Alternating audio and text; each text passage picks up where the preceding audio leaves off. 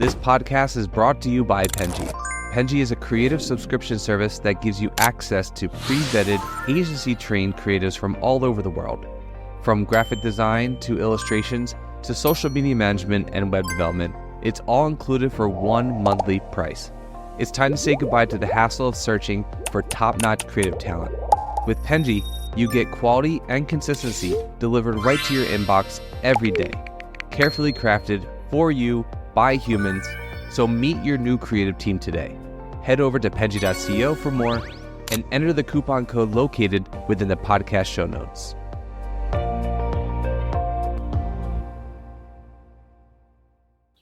Hello, everyone, and thank you for joining us today on the Fully Managed podcast. Thank you, Janet, so much for joining me today. I really appreciate it. Thanks for having me on. I really appreciate it, Shannon. Thanks. Of course. Thank you. Okay, so today we are going to start with a game as per usual, but I made a specific game for you because I thought it would be fun for you. So I hope that you enjoy. Are you ready? Let's do it. Let's roll. Alrighty, so this game is called Keep It or Kill It. So I am going to give you some scenarios that you may deal with in your everyday life, or you may just have opinions on because you come across them on LinkedIn apps. So you're going to tell me whether you would keep it and utilize it yourself, or you already do that, or you'd kill it because you think that's bad and you're shaming everyone that does it now. Just kidding. Guys, Janet, everything that she says is correct, so you should listen to everything that she says and do exactly what she says. I'll send you the $20 later. Okay, first scenario, okay. Annual marketing plans, or I guess this is a choice. I don't know why I did this. Okay, whatever. Annual marketing plans versus rolling quarterly plans. What's your preference on that? I like having a in-mind budget for the year, but I definitely love it when agencies roll it per quarter because everything moves, everything's so fluid that you really do have to go ahead and adjust for the customer, and you've got to deliver exactly what you want. So when you do an entire budget, things change and you have to prepare for that. So keep something in mind yearly, but keep it quarterly. So a little bit of both. Okay, cool. So we're keeping both. Okay, that is okay. Next one I have for you is brand campaigns that don't have immediate ROI. Is there really immediate ROI on everything? So I'm going to say kill it. I'm going to kill it because it's great. If you can come up with a brand campaign that is like right away and immediate, meaning like, tomorrow or in a month, it's tough. So you got to set expectations. I'm like, you know what? This game is awful for me, Shannon, because I'm like, wait, we can do everything. You're so hopeful. No, that's good. Does it get a better idea of you? It's not to be right or wrong. Tired. All right. You're like, I'm not quizzing you. I do quiz games sometimes. Okay. Posting every day just to stay active. I love that. Even if it's trash? No. Okay. Yeah. So definitely building a cadence. It's wear a cadence. It's a lot of work to go ahead and post every day to make sure that you're adding useful comment, you're sharing. But as far as like sharing somebody's post, I'll count that in as posting every day. So engaging every day, yes. Posting individual new content every day, no. Unless it's something that you've built a cadence on.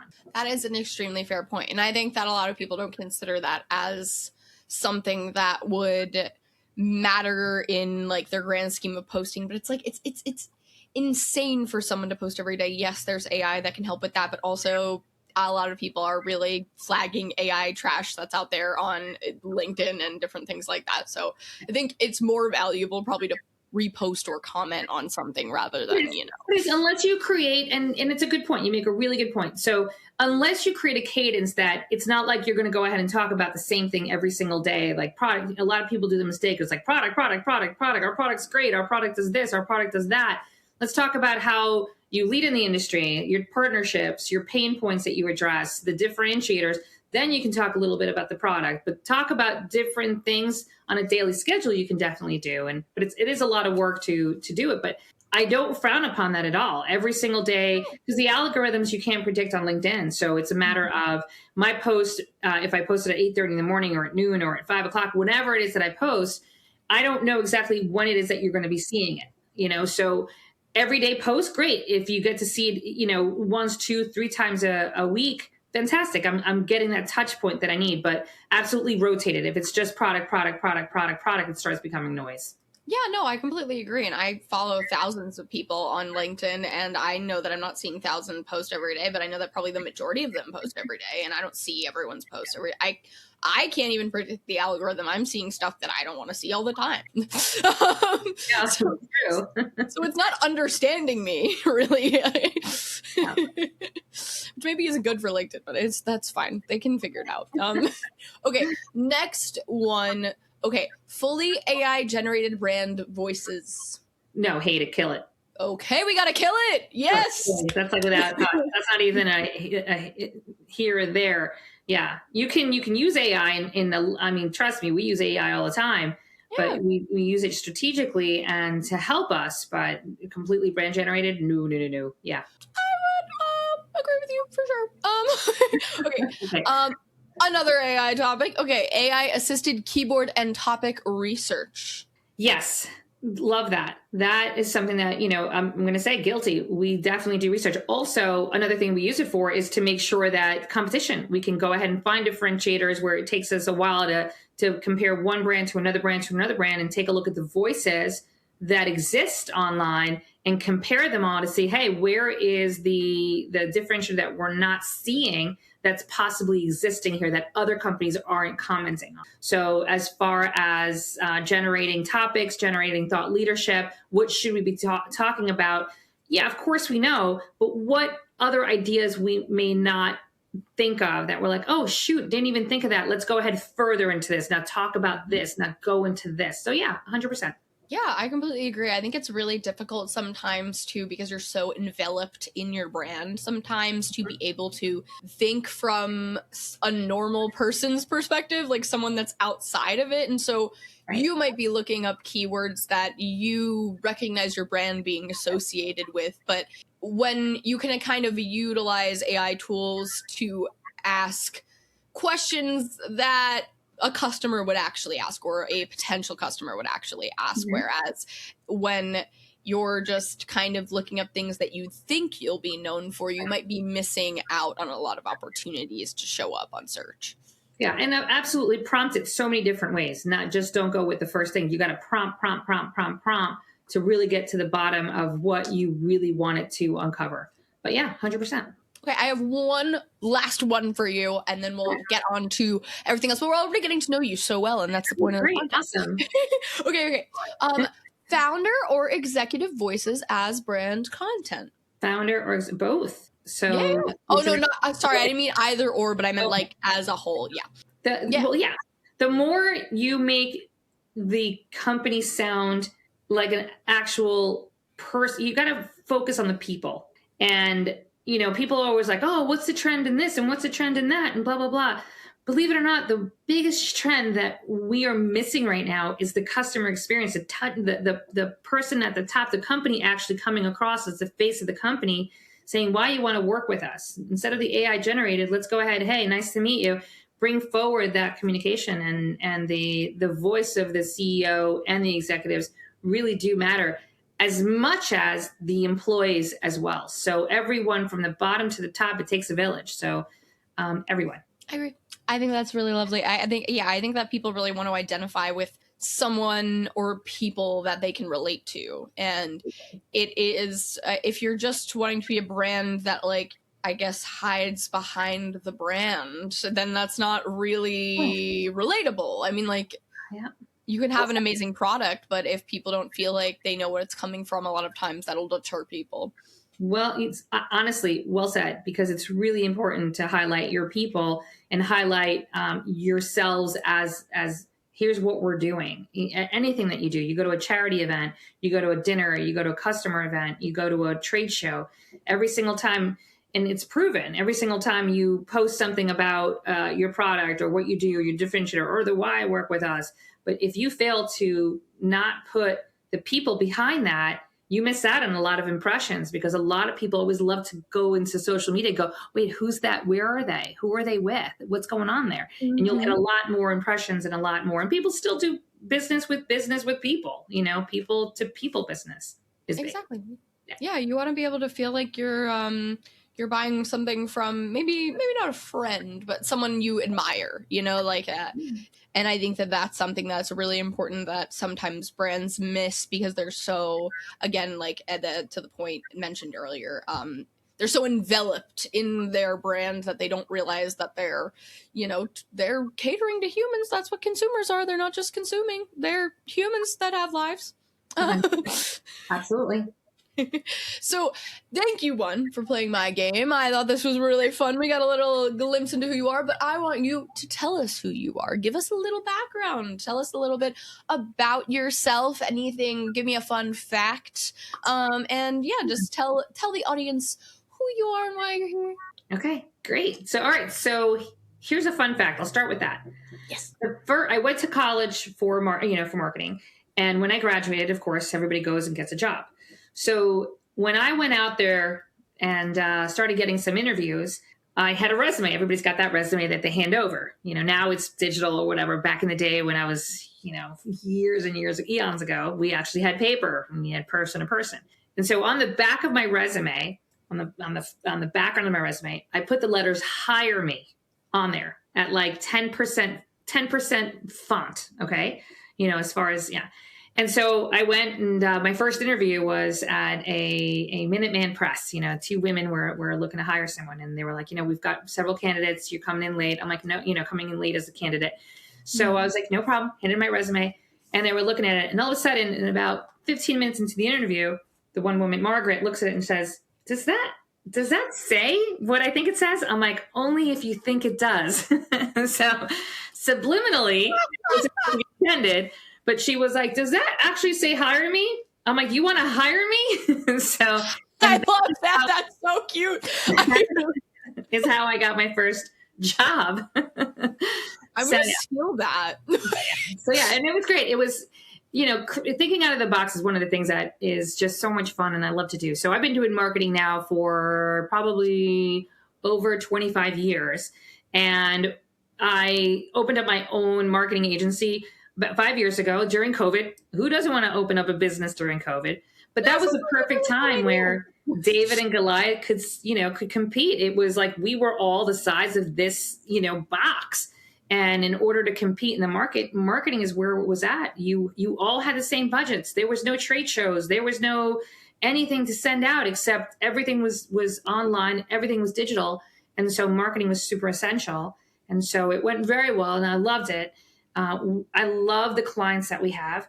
I predominantly focus in the security industry. That's the one thing that we absolutely do. And we love working with technology and different innovation. And it's great. I have a fantastic team. And I could not be any happier doing marketing and thinking outside the box for ideas that we do with our clients. Ah, I really love that. I mean, it sounds incredibly positive and also just sounds like, I think that the people that are best with their role are people that actually really much enjoy doing that thing. You can be really good at something, but you hate it. And I can kind of see it sometimes, you can see the passion in people's work. I really feel totally love it. So over the course of your marketing career, like what do you feel is the most surprising thing that you've learned specifically about brand storytelling after working with so many clients across so many industries? The more fun you have, the more creativity that you bring to the table, the better the outcome is. One of the things that we do is we create storytelling. We create a lot of videos. The more we tell our customer, just like, listen, just have fun with it. Let's do it. Let's do something different. Let's go ahead and not do a boring sit down, do something out there. Just get your customers to fall in love with the passion that you bring to the table, and they'll do anything for you. And just tell them, just trust me, this is going to come out really great. Let's have a little fun. Let's show the personality. So showing personality, I have learned, always delivers such an incredible outcome in every aspect of marketing. I really love that. I think that that's such a great point to be made, because I think that having fun scares people sometimes, because I think that, they associate work with not having fun, which is so sad. But the truth of the matter. And I think that marketing, like you have this way of being so creative and having an enjoyable time with how you're like putting yourself out there. But I think that people are so worried about how they're perceived sometimes that they don't actually enjoy the process. And I've seen it. Like our latest employee that we just recently hired, loved her. She's amazing. Joanne Murphy. She is so creative. She's so strategic. She's brought so much to her company, and she used to work with only corporate brands, very big corporate brands. And she found that she would have ideas, and unfortunately, corporations are so. They stifle them sometimes. They do, and they don't know how to just get themselves out of it and say, listen, take a chance. Listen. It's okay to tell your employee, that's a great idea. Let's try that. And a lot of huge corporations miss out on that because they feel like, oh, it's got to be super professional. It's got to fit within this box, and then that's it. We're not going to be able to get approval for that. Just try it. Don't be afraid. Step outside. If you believe in what you're doing and in the brand that you're putting out, whether it's consumer, B2B, whatever it is, you believe in it, trust that you can deliver something that definitely reflects the personality within the corporation or the smaller company. But don't stop. Get out of that box. Get out of that. Get out, No, I really resonate with that. And I actually had a discussion with someone recently, a creative director from Amazon, that kind of talked about like how sometimes the bureaucracy of things kind of like, chips away at a really good idea because it has to go through this level of person, like all of these different like checkpoints and reviews and edits that no longer is what it was before, and it feels and the output is like mediocre in comparison to what was put in. It crushes that passion that is brought to the table. And I understand, don't get me wrong, they do have processes and there's things in place, and as it goes down the chain, I get that.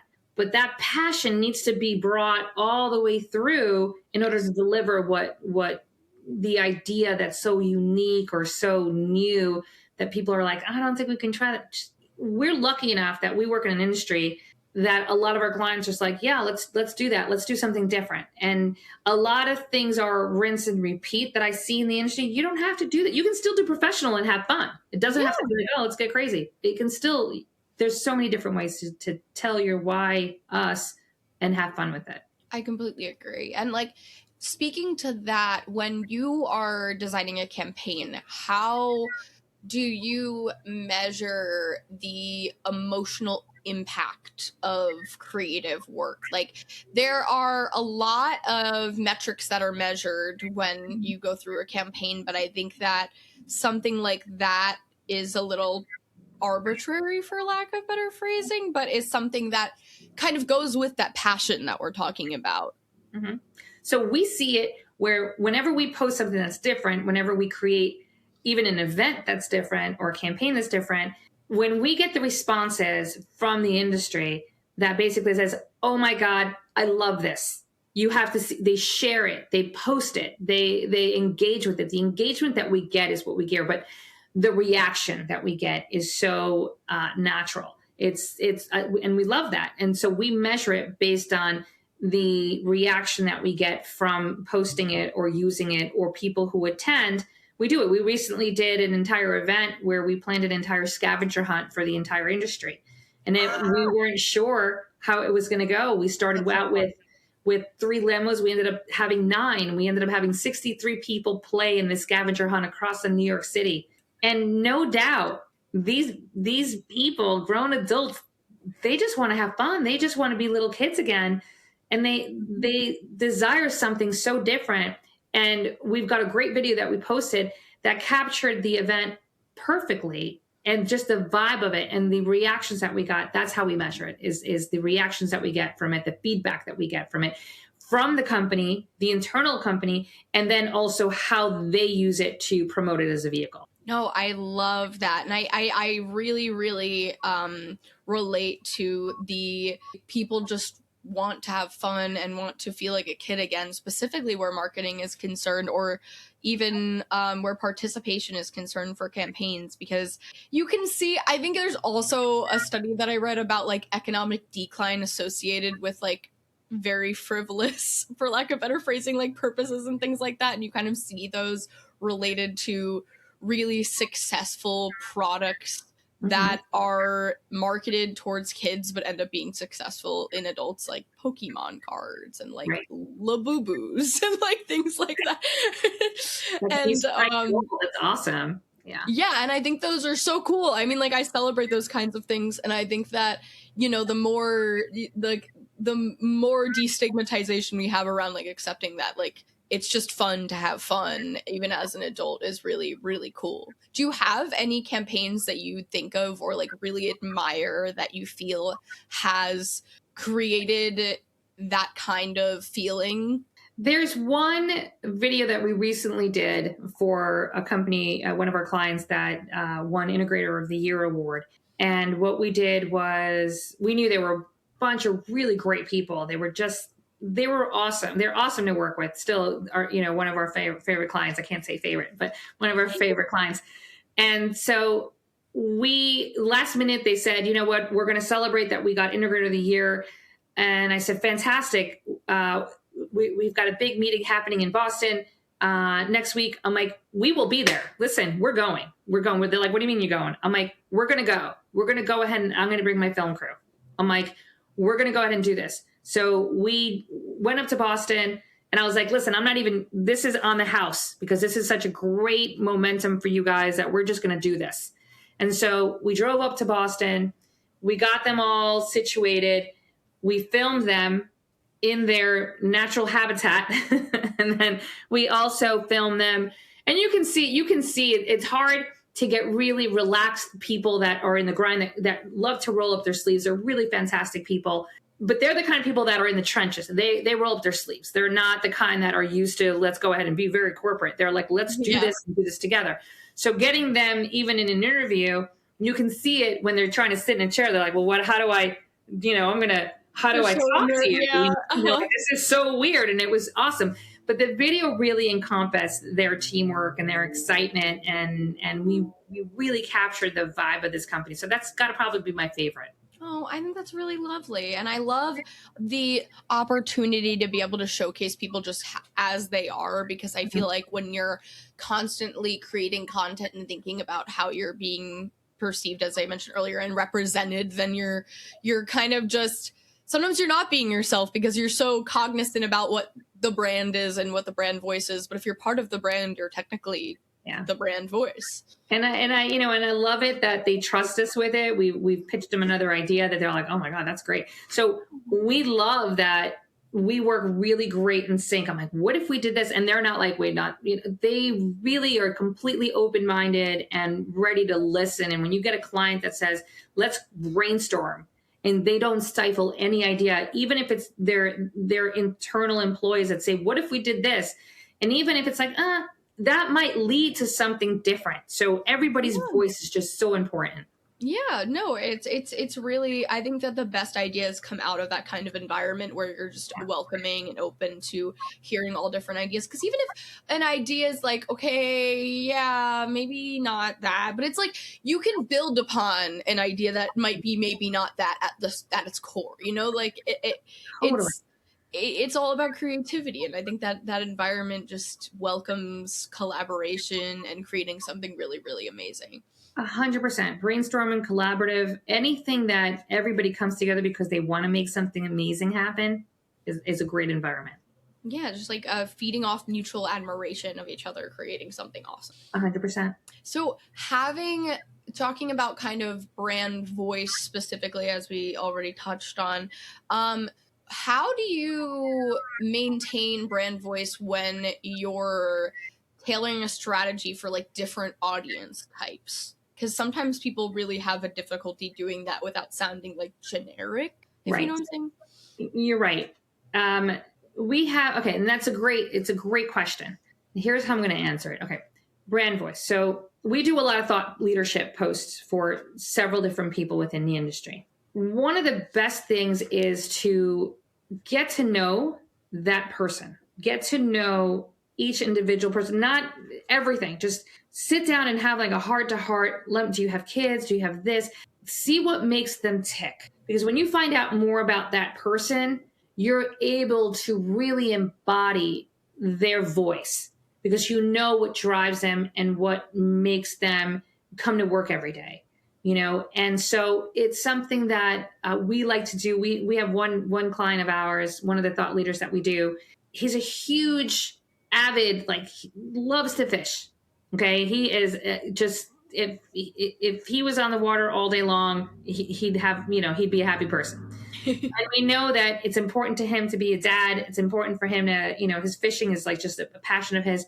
So we try to incorporate that into, how do we tie patience about fishing to patience in getting a customer. So we try to relate to his voice to say, I think this is something that he would say. And every single time we approach him, we're like, listen, I want you to have your kid draw a picture of you installing a camera. And he's like, oh my God, great. And that's what we use as a post. I'm like, send me that picture. And I'm like, and we made it as far as like work-life balance is super important. We still position the company and what he does, but we brought together his voice because we knew exactly what drove him. And so things like that, just get to know your client, get to know your customer, to know how they tick more than just the business. Dig deeper, because then you'll definitely be like, oh my God, I get this. I get it. I totally get it. And I can position it. Yeah, no, I think really understanding who someone is at their core can really help you emphasize that brand voice. And I think that because people are just thinking about the brand and what they created, they're not thinking about like who they are. And that is not really personal. Right. If you have to, if you want to speak with the voice, you got to know whose voice, what makes that person tick. It really is. It's just so much richer. You can AI all you want and say, create a post about blah, blah, blah. And it's just generic and it's boring and it lacks personality and it lacks depth. AI doesn't have depth. That is only something that you can massage that. You can help AI help you with topics, with anything else, but you have to bring that human element in there. For sure. Yep, I completely agree. And kind of like switching gears a little bit to talk more about like the data side of things. KPIs are obviously very important for marketing, and a lot of people have their,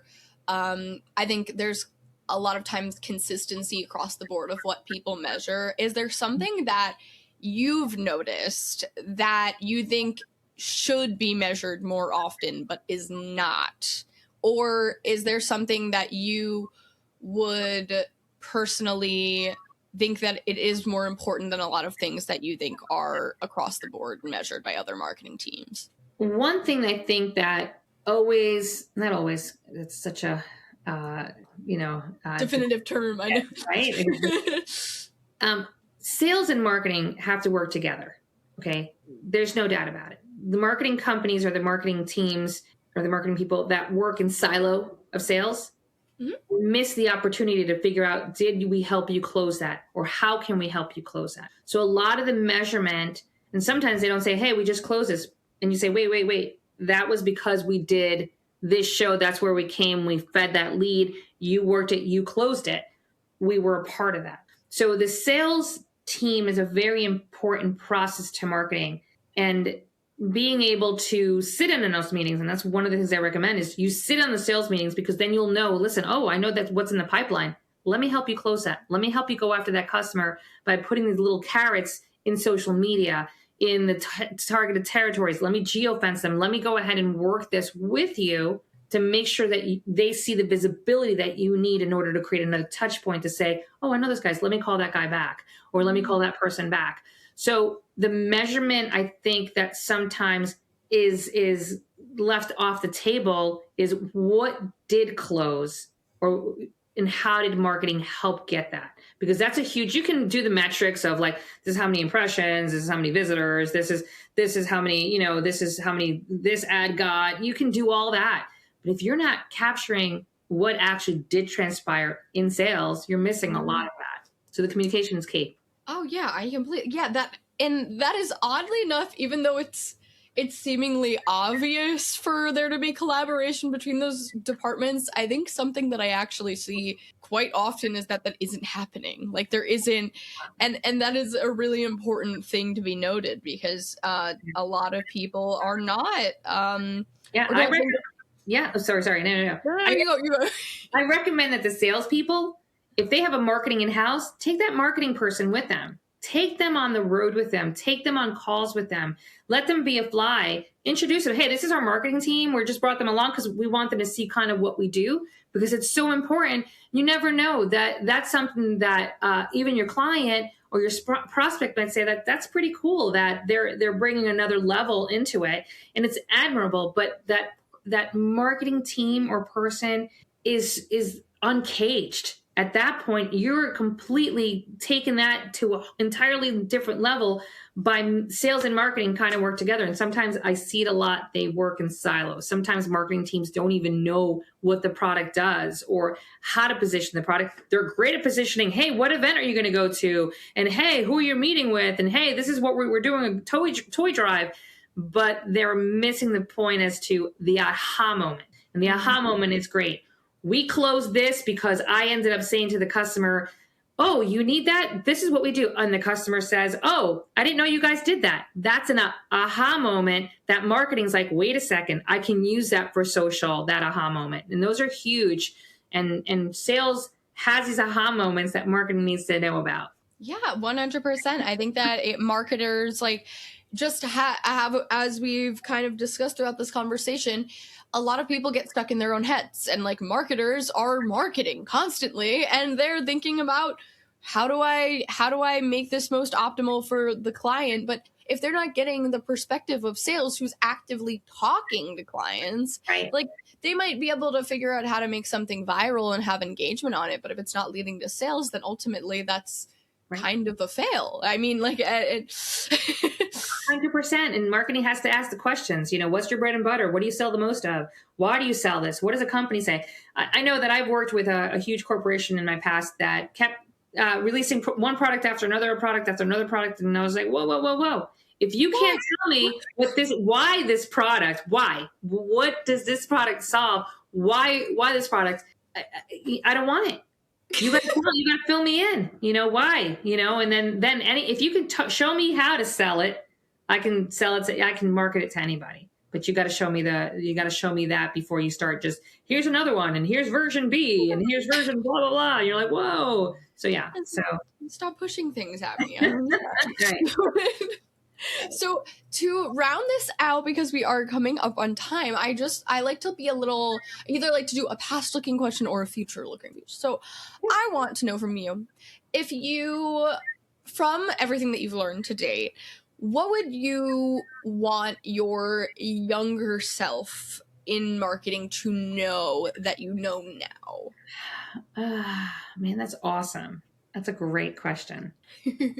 You know what? Step out of marketing and put on the hat of business development, of sales, and any other position that you can do. Shadow it, because that makes your marketing, it takes it from doing a great job to doing an amazing job. So that's what I would say to my younger self, to absolutely don't just pigeonhole yourself into marketing.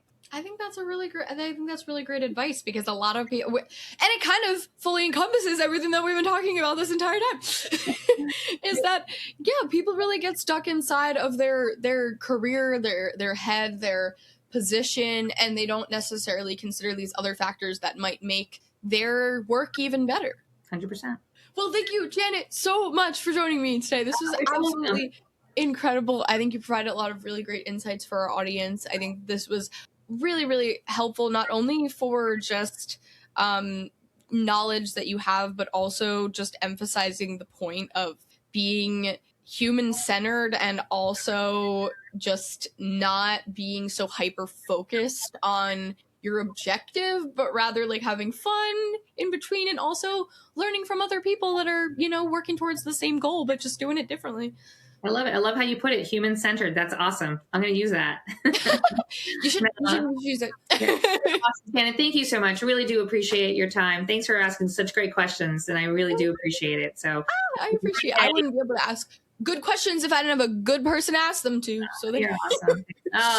It's like, thanks so much, Shannon. You're awesome. Thank you. You are as well. Thank you guys also so much for listening. You guys are awesome. We'd be nothing without you. Please check out Janet in the description, and I hope you guys have a lovely day.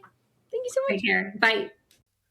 You've been listening to Fully Managed, brought to you by Penji. Check out the show notes to learn more about today's guest, and to learn more about Penji, the human-first creative subscription service, head over to penji.co. And by the way, if you're still listening, it would mean the absolute world to us if you were to share this podcast with a friend and, of course, subscribe.